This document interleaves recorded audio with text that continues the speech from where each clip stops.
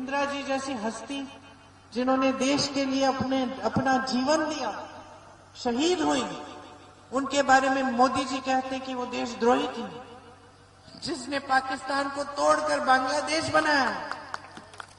उन पे ये आरोप लगाते हैं कि चीन को इन्होंने जमीन दे दी, जबकि खुद आंख मूंदे हुए हैं और चीन आ गया है हमारे देश के अंदर, सैकड़ों किलोमीटर जमीन का कब्जा कर लिया है। राजीव गांधी जी के बारे में कहते हैं कि देशद्रोही थे, कि अपनी मां की विरासत को लेने के लिए कानून बदल दिया ताकि टैक्स न देने पड़े। उनको कौन समझाएगा कि विरासत में हमें धन दौलत नहीं मिली, विरासत में आपका प्रेम मिला, जनता का आदर मिला, इस देश के लिए शहीद होने का जज्बा मिला। मां शहीद हुई, बेटा खड़ा हो गया देश सेवा के लिए, बेटा शहीद हुआ, उसकी विधवा खड़ी हो गई, आज उसका बेटा आपके पास आया है। आज ये लोग कहते हैं शहादत के नाम पे ये वोट मांग रहे हैं। हम शहादत के नाम पे कुछ मांगने नहीं आए हैं, हम सिर्फ ये कहने आए हैं कि हम पीढ़ी दर पीढ़ी आपकी सेवा करेंगे। एक को मार डालो दूसरा खड़ा हो जाएगा, दूसरे को मार डालो तीसरा खड़ा हो जाएगा, तीसरे को मार डालो चौथा खड़ा हो जाएगा।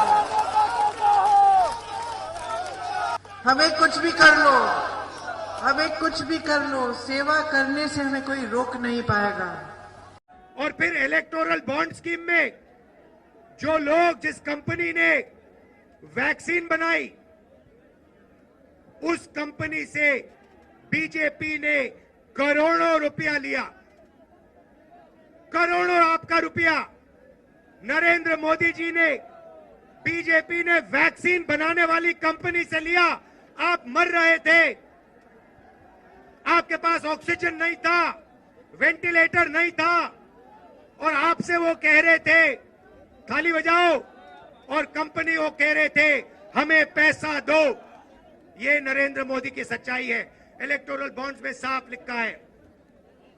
भाइयों और बहनों, बेरोजगार युवाओं के लिए पहली नौकरी पक्की स्कीम है। मतलब समझा देता हूं, हिंदुस्तान के बेरोजगार, आपके सवाल हो आप जरूर पूछिए। मेरा सवाल आपसे ये है कि जस्टिस मदन बी लोकुर और मीडिया के काफ़ी सारे साथियों ने आपको प्रधानमंत्री जी के साथ 1-to-1 डिबेट के लिए आमंत्रित किया है, तो ये न्योता स्वीकार करते हैं? मैं 100% किसी से भी डिबेट करने को तैयार हूं, प्रधानमंत्री से। हेलो। मगर मैं प्रधानमंत्री को जानता हूं, प्रधानमंत्री मुझसे डिबेट नहीं करेंगे।